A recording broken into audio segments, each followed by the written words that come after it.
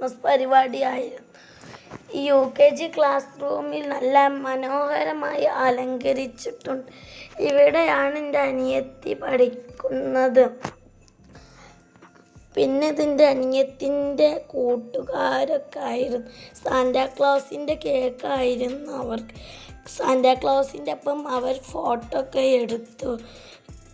ഫ്രണ്ട്സാൾ നോക്കിയിരിക്കുകയാണ് സാന്റാക്ലോസിൻ്റെ cake എപ്പോഴാണ് മുറിക്കുക എന്ന്. പിന്നെ HM സുനിത ടീച്ചറൊക്കെ വന്ന് കേക്കൊക്കെ മുറിച്ച് എല്ലാവർക്കും